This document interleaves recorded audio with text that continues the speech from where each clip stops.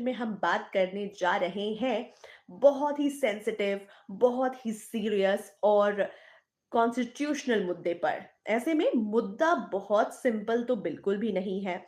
मुद्दा जो है वो बहुत ही गहरा है। मुद्दा जो है वो सिर्फ संभल का नहीं है बल्कि पूरे जुडिशियल सिस्टम की क्रेडिबिलिटी से जुड़ा हुआ है। तो आपको बता दूं कि आज का मुद्दा ये है और आप सभी एंड तक बने रहे सो दैट आपको मैं बताऊं कि आखिरकार क्या है ये पूरी टॉपिक और क्या है ये पूरा मामला।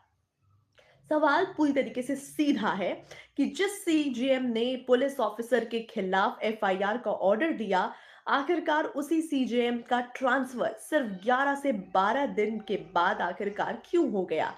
यह है एक बड़ा सवाल। इस पर आप अपने अपने ओपिनियंस जरूर शेयर करते रहे। क्या सिर्फ एक रूटीन एडमिनिस्ट्रेटिव ट्रांसफर है ये, या फिर एक जुडिशियल प्रेशर का एक संकेत है। साथ ही आपको बता दूं कि अगर प्रेशर है तो जज कितने सेफ हैं आजकल, ये भी एक बड़ा सवाल है। अगर कोई डिसीजन लिया जाए और जिसकी वजह से तुरंत ही उस ऑफिसर का ट्रांसफर कर दिया जाता है, तो क्या ये मामूली ट्रांसफर है या फिर किसी तरीके से प्रेशर बनाया जा रहा है जजेस पर। तो नाउ डेज कोई ऑफिसर हो, किसी भी पोस्ट पर हो, जज हो, पुलिस ऑफिसर हो, आजकल एवरीवन इज अंडर प्रेशर। आपको बता दूं कि इस लाइव का एम किसी को भी खास तौर पर दोषी बताना बिल्कुल भी नहीं है, बल्कि आपको बता दूं कि इसका एम है फैक्ट्स, लॉ और लॉजिक के बेस पर पूरी तरीके से सवाल उठाना। जैसा आप सभी को पता है कि बिंदास भारत हमेशा से हर एक टॉपिक पर सवाल उठाता है और आपके लिए हर दिन एक नया मुद्दा लेकर आता है। तो उसी के तरीके से आज का जो लाइव है आपके लिए है और आप सभी एंड तक बने रहें। आप कमेंट बॉक्स में ज़रूर लिखते रहिए कि आपको क्या लगता है, ये कोइंसिडेंस है या कॉन्सिक्वेंसेस है कोई इसके पीछे। जैसे मैंने आपको बताया कि एक जुडिशियल ऑफिसर का यूं ट्रांसफर होना क्या किसी तरीके का प्रेशर है या सिर्फ एक नॉर्मल ट्रांसफर है। जरूर आप अपने अपने ओपिनियंस लिखते रहें। अब आपको बता दूं कि आपको मैं पूरा मामला समझाने वाली हूं, तो चलिए पहले कॉन्टेक्स्ट आराम से समझते हैं और फिर बातें करेंगे इस पर। शुरुआत हुई है 24 नवंबर 2024 से। संबल उत्तर प्रदेश।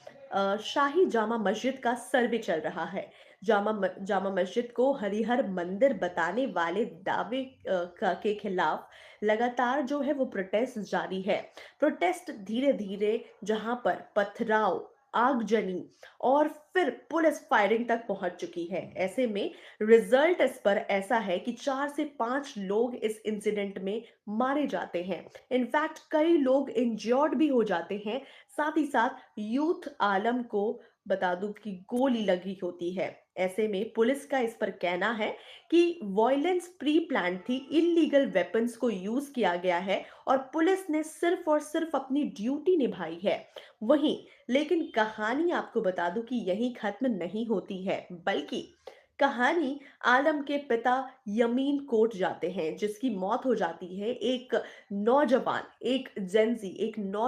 आलम की उस घटना के दौरान गोली लगने से मौत हो जाती है, जिसके बाद आपको बता दूं कि यमीन के पिता जो है वो कोर्ट पहुंचते हैं, जहां पर उन्होंने का कहना है कि मेरे बेटे को पुलिस ने गोली मारी है। कोर्ट के सामने रखे गए मेडिकल डॉक्यूमेंट्स भी रखे जाते हैं। इनफैक्ट आपको बता दूं कि बैक में 2 गन शॉट्स के निशान भी हैं, जहां पर पूरी तरीके से वो जख्मी है।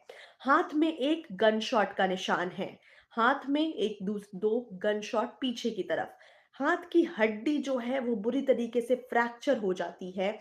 वहीं एक्सरे की बात करूं तो एक्सरे रिपोर्ट्स जो है वो फिलहाल देखा जा सकता है कि हड्डी टूटी हुई है। रिपोर्ट्स में साफ नजर आ रहा है। इसके अलावा डॉक्टर्स के रिकॉर्डेड स्टेटमेंट्स भी सामने आलम के पिता जो है वो लेकर आते हैं कोर्ट में। ऐसे में आपको बता दूं कि सबसे important line gun shot wound, यानी कि police firing in right. Police जब फायरिंग कर रही थी उसके दौरान जो नौजवान यामीन था उसके उसको बुरी तरीके से गोली लग जाती है। जिसके बाद आपको बता दूं कि यहाँ पर लगातार सवाल उठता है कि अगर पुलिस फायरिंग नहीं कर रही थी, तो मेडिकल रिपोर्ट में आखिरकार पुलिस फायरिंग कैसे लिखा गया है। अगर इस तरीके का के बाद वाक़ई में एक सवाल खड़ा करता है, जब पुलिस ने इनकार कर दिया है, तो आखिरकार उस नौजवान को कैसे लगी वो गन शॉट? कैसे पुलिस फायरिंग के ज़रिए उसे इस तरीके से चोटें आई हैं। पुलिस ने क्या कहा इस पर आपको बता दूँ कि पुलिस ने ये कहा है कि गोली अ, 32 बोर की थी। पुलिस 32 बोर यूज़ ही नहीं करते।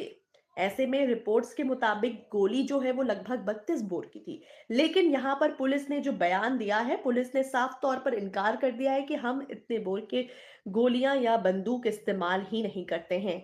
आलम वांटेड था। आपको बता दूं कि डेंजर एंड किप आपस की फायरिंग थी।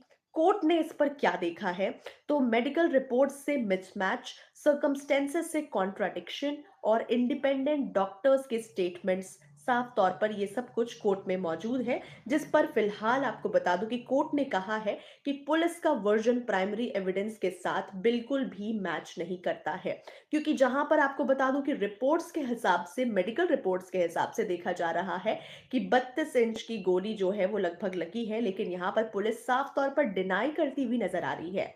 बात करूं अगर 9 जनवरी 2026 की, तो सीजेएम विभांशु सुधीर ने क्या किया? धारा 173(4) बीएनएसएस जो कि 156(3) के अंडर आती है, उसे अप्लाई की। पुलिस को एफआईआर रजिस्टर करने का ऑर्डर आया। वहीं एएसपी अनुज चौधरी, इंस्पेक्टर अनुज तोमर, 15 से 20 अननोन पुलिस पर्सनल को यहाँ पर ऑर्डर्स दिए जाते हैं। कोर्ट ने उनको क्लियरली बोला कि ऑफिशियल ड्यूटी का शील्ड क्रिमिनल एक्ट्स के लिए यूज नहीं हो सकता है। सुप्रीम कोर्ट के जजमेंट को कोर्ट के लिए कोट किया गया है, जहां पर Lalita Kumari, encounter guidelines, custodial violence precedents, और कोर्ट ने सिर्फ एफआईआर का ऑर्डर दिया है। गिल्ट डिक्लेयर फिलहाल नहीं किया है। बस इतना ही कहा गया है फिलहाल कोर्ट में। प्राइमा फेसी कॉग्निजिबल ऑफेंस बनता है, लेकिन इन्वेस्टिगेशन पहले होनी चाहिए। वहीं आपको बता दूं कि लगातार ये मामला जो है अभी फिलहाल वो कह सकते हैं कि सुलझा नहीं है पूरी तरीके से। इसी बीच आप लोगों के कुछ कमेंट्स भी देख लेते हैं जो आप लोग लिख रहे हैं। बुद्धम शरणम गच्छामि, धर्मम शरणम गच्छामि, SK Venom welcome. SK Venom welcome to Bindass Bharat, salute bro. हाँ जी, welcome. Amit hello hello hello, salute bro पूछ रहे हैं कहाँ की घटना है, तो आपको बता दूं कि ये यूपी के संबल की घटना मैं बता रही हूँ।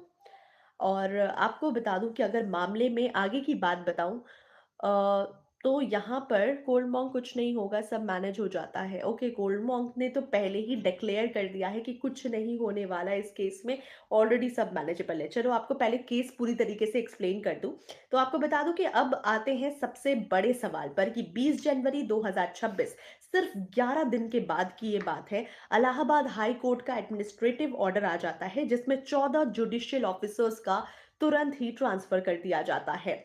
जिसमें आपको बता दूं कि सीजेएम संबल विभांशु सुधीर के का ट्रांसफर हो जाता है, जिनका इसके से सीधा सीधा कनेक्शन होता है। वहीं न्यू पोस्टिंग सिविल जज सीनियर डिवीजन सुल्तानपुर में कर दिया जाता है। वहीं न्यू सीजेएम को अपॉइंट कर दिया जाता है, जिसका नाम आदित्य सिंह है। वहीं यूपी 2562 जिनकी आईडी है फिलहाल, ये भी मौजूद है, ये भी डिक्लेयर की गई है। टाइमिंग ने कंट्रोवर्सी क्रिएट कर दी इस बात पर। लोगों ने पूछना शुरू कर दिया कि क्या एफआईआर ऑर्डर की वजह से ये ट्रांसफर हुआ है, क्योंकि जैसे ही ये केस हुआ, जैसे ही इस डेथ की खबर, यानी कि जैसे वो चोटिल होने की खबर आई है और पुलिस पर केस किया गया, वैसे ही आखिरकार ये ट्रांसफर कैसे हो गया। आपको बता दूं कि ऑफिशियल वर्जन इसका क्या है। ऑफिशियल वर्जन के अकॉर्डिंग रेगुलर एनुअल रोटेशन, जो कि ऑफिशियल वर्जन की तरफ से उनका मानना है कि ये एक तरह से रोटेशन है जो कि हर बार होता रहता है, और यही रोटेशन को निभाकर सीजेएम को ट्रांसफर किया गया है। हाई कोर्ट रजिस्ट्रार जनरल के थ्रू चीफ जस्टिस के इंस्ट्रक्शंस पर 14 ऑफिसर का कलेक्टिव ट्रांसफर किया गया। लगभग 14 ऑफिसर का लगातार ट्रांसफर किया गया, वो भी तुरंत ही इस केस के बाद, जो कि एक बहुत बड़ा सवाल खड़ा कर रहा है फिलहाल। पेपर पर सब सही लगता है, लेकिन जुडिशियल मैटर्स में टाइमिंग भी तो बात होती है। आखिरकार यहाँ पर इसी वक्त जब ऑलरेडी केसेस चल रहे हैं, उसी वक्त कैसे ट्रांसफर हो गया? वेल, सवाल ये नहीं है कि ट्रांसफर लीगल है या नहीं, बल्कि सवाल ये है कि परसेप्शंस क्या क्रिएट होता है। जज ने पुलिस के खिलाफ एफआईआर का ऑर्डर दिया। पावरफुल ऑफिसर इन्वॉल्व थे इसमें पूरी तरीके से। 11 दिन में लगातार आपको बता दूं कि 14 ऑफिसर्स का ट्रांसफर कर दिया गया। आम नागरिक आखिरकार इस पर क्या सोचेगा? हम और आप जैसे लोग इस खबर को सुनकर क्या सोचेंगे? ये तो आपके दिमाग में भी चल रहा होगा। Definitely guys, I am damn sure about it. So आपको बता दूं कि जुडिशियल इंडिपेंडेंस सिर्फ होनी नहीं चाहिए, बल्कि उसे दिखनी भी चाहिए कि जुडिशियली हमारी वाकई में इंडिपेंडेंट है और इंडिपेंडेंट फैसला लेती है। लेकिन यहाँ पर इंडिपेंडेंट किसी तौर पर नहीं दिख रही है। देखा जाए तो अगर एक जज सोचे, अगर मैं पावरफुल सिस्टम के खिलाफ ऑर्डर दूंगा तो मेरा ट्रांसफर हो सकता है, तो फिर आखिरकार कौन सच बोलेगा? तो फिर आखिरकार कौन सा पुलिस ऑफिसर के खिलाफ कोई ऑर्डर देगा? वहीं कौन सा विक्टिम के साथ खड़ा हो जाएगा? साफ-साफ सा ये सवाल जो है खड़ा हो जाता है। अगर अगर इस तरीके के केसेस में ट्रांसफ़र कर दिया जाए, तो आखिरकार कैसे? क्योंकि वो पुलिस ऑफ़िसर्स जो कि इसकी अकाउंटेबिलिटी ले रहे थे इस केस पर, अब उन्हीं का ट्रांसफ़र हो जाता है। तो आखिरकार कौन सच के साथ खड़ा होगा? यहाँ पर सवाल सीधे-सीधे तौर पर खड़े हो रहे हैं। जजेस भी इंसान होते हैं, सिस्टम उनको भी सिग्नल देता है। वाकई में जजेस भी तो इंसान है, आखिरकार वो तो सही और गलत का फैसला करते हैं। लेकिन आखिरकार उन पर प्रेशर बनाकर उनका ट्रांसफर क्यों किया जाता है? बहुत ही बड़ा सवाल है ये। आपको बता दूं कि आप सभी मेरे जितने भी लाइव ऑडियंसेस हैं, आई रियली वांट कि मैं कुछ पोल रिगार्डिंग कुछ क्वेश्चंस पूछूंगी, यानी कि कुछ पोलिंग क्वेश्चंस है जिसमें आपको हाँ और ना में जवाब देना है। मेरे जितने भी लाइव ऑडियंस है, आप सभी इस सवाल को बिल्कुल ध्यान से सुनना। क्या आपको लगता है कि ट्रांसफर किसी तरीके की कोइंसिडेंस है? यस, नो, या फिर आप अनश्योर है इस पर? ऑल माय लाइव ऑडियंसेस, आपको मैंने बताया कि कैसे सीजेएम का ट्रांसफर कर दिया जाता है जैसे ही वो इस केस में इन्वॉल्व होते हैं। तो ऐसे में क्या लगता है आपको कि ये ट्रांसफर किसी तरीके का कोइंसिडेंस है? यस, नो, या फिर unsure? Do let me no.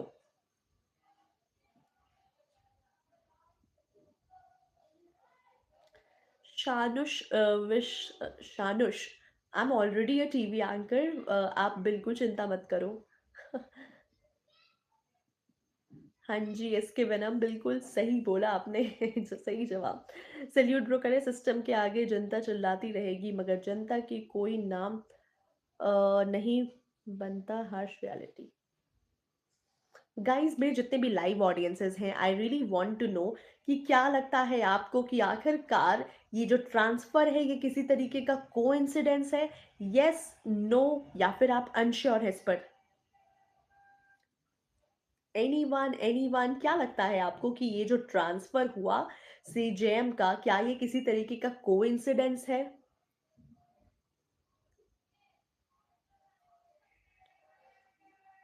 आप अपने अपने जो रिव्यूज़ हैं और अपने अपने जो कमेंट्स हैं, वो कमेंट्स में ज़रूर करते रहें।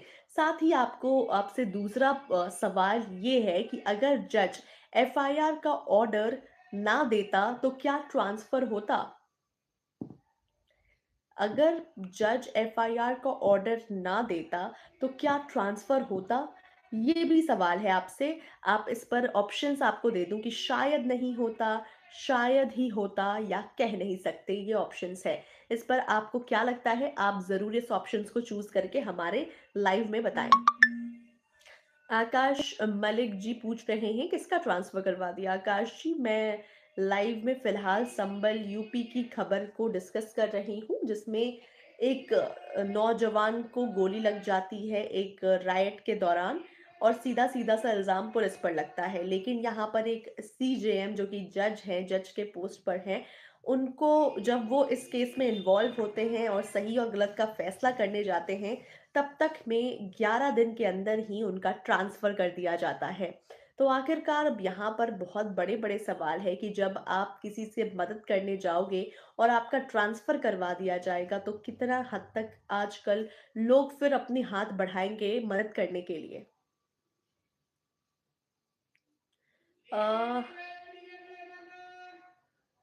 कोल्ड मॉन्क कह रहे 16 जजेस said no to hear the case of an IFOS officer he ran pillar to post to get it. Okay, okay.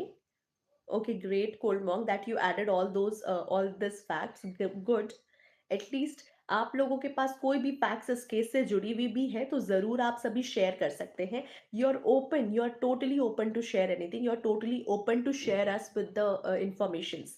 सो आपसे अगला सवाल आपको बता दूं कि आखिरकार अगर जज एफआईआर का ऑर्डर ना देता तो क्या ट्रांसफर होता. इस पर आप अपने अपने जवाब ज़रूर दें. साथ ही साथ आपको बता दूं कि आखिरकार असल में सच क्या है. ट्रांसफ़र इल्लीगल बिल्कुल भी नहीं है, एफआईआर ऑर्डर बिल्कुल लीगल है, वहीं पुलिस चैलेंज कर सकती है किसी भी टाइम, इन्वेस्टिगेशन अब भी होनी चाहिए. तो ये सब इस केस में सच्चाई है, ये सब इस केस के फैक्ट्स हैं. इसके अलावा आपको बता दूं कि लेकिन जुडिशियल मोरल पर इम्पैक्ट जो है वो बहुत ही ज़्यादा रियल है. वहीं पब्लिक ट्रस्ट का सवाल भी रियल है. इसके अलावा डायरेक्ट प्रूफ कोई प्रूफ नहीं है. सो डायरेक्ट प्रूफ तो हमारे पास है ही नहीं, लेकिन अगर सर्कमस्टेंशियल डाउट की बात करें तो इस पर बहुत ही बड़ा डाउट है. एग्जैक्टली हाँ. एसके वेनम भी लिख रहे हैं मुझे तो कोई कोइंसिडेंस नहीं लगता. ओके. मनीष कुमार लिख रहे हैं जज बी लाइक शायद मेरी शादी का ख्याल इसलिए मेरी जान ने मुझे लाइव में बुलाया है. Oh my God, मनीष, ये इस लाइव से कॉन्टेक्स्ट कनेक्ट नहीं हो पाया, सो सॉरी. कोलमॉन्ग कह रहे हैं नोएडा में एक बंदा मर गया, no one did anything for it, everyone just stood nearby on record, I witness है, no one help. Actually I know the case कोलमॉन्ग, I actually know that case. That guy was actually drowning, वो बिल्कुल उस गड्ढे में डूब रहा था, वो गाड़ी के ऊपर तक आकर चिल्ला रहा था, बट एक्चुअली किसी ने मदद नहीं की.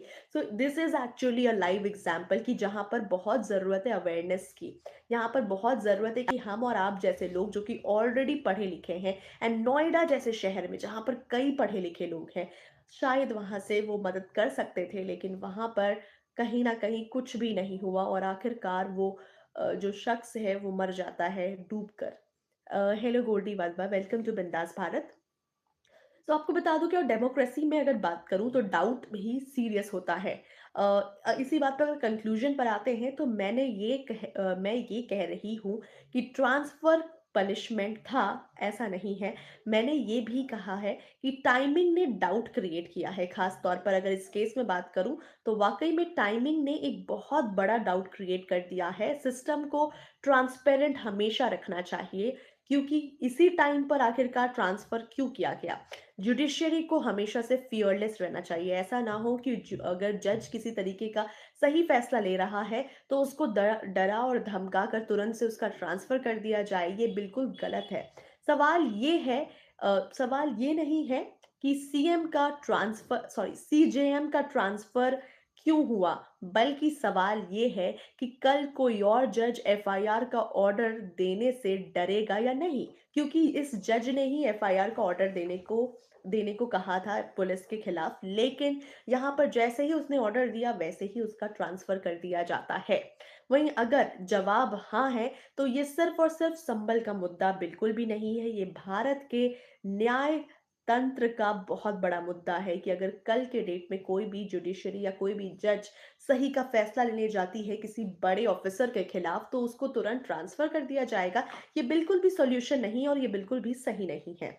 आपको बता दूं कि बस मैं इतना ही बोलना चाहूंगी कि आप सभी जब जज सवाल पूछने से डरेंगे तो आप सभी को बिल्कुल भी डरना नहीं चाहिए. अगर आप डरेंगे तो डेमोक्रेसी सिर्फ और सिर्फ आपको बता दूं कि कागजों में रह जाएगी. जैसे कि आपने नोएडा वाले केस में भी देखा कि वहां पर भी कहीं ना कहीं उस लड़के ने चीख चीख कर आखिरकार उस लड़के की मौत हो जाती है.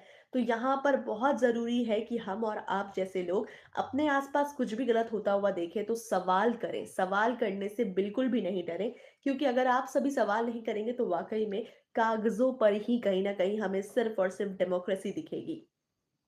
तो इसी के साथ मैंने आपको पूरी केस की ब्रीफिंग बताई है कि आखिरकार इस केस में क्या था पूरा मामला, और फिलहाल क्या सिचुएशंस है, क्या अपडेट्स हैं. मोरल ऑफ द स्टोरी अगर आज को लेकर बात की जाए तो वेल सही बताऊँ तो पूरी तरीके से जजेस को, जुडिशरी सिस्टम को किसी भी तरीके से डरना नहीं चाहिए कि अगर जुडिशरी सिस्टम डरेगा, तो हमारी जो डेमोक्रेसी है वो बिल्कुल भी नेग्लिजिबल हो जाएगी और बिल्कुल भी डेमोक्रेटिक कंट्री हमारी डेमोक्रेटिक नहीं रहेगी। तो वी रियली वांट कि जजेस, जुडिशरी इस लेवल पर होते हैं जिस पर हम एटलीस्ट ट्रस्ट कर सकते हैं अपने केसेस को लेकर। स्पेशली जब पुलिस की तरफ से हमें कुछ नेग्लिजेंस मिले तो डेफिनेटली हम जाते हैं कोर्ट में, हम जाते हैं कचहरी में। तो well at last I just want to say कि अगर आपको भी ऐसा लगता है कि आपके आसपास में कोई भी ऐसी चीजें हो रही है, so definitely do report it. In fact हमें इस तरीके के सिस्टम जो कि नेगेटिव है, जो कि गलत कर रही है, उसको सपोर्ट नहीं करना चाहिए, बल्कि उसके खिलाफ हमें हमेशा से सवाल पूछ। ऑडियंसेस से यही रिक्वेस्ट है कि आप सभी बिंदास भारत को सब्सक्राइब करें ताकि जब भी मैं लाइव आ जाऊं आपको एक नोटिफिकेशन मिले और आप तुरंत से मेरे लाइव को ज्वाइन कर लें। सो वेल आप सभी बिल्कुल स्वस्थ रहें, मस्त रहें, बिंदास रहें, बिंदास भारत को लाइक करते रहें और कमेंट करते रहें। Take care, bye, see you in next live.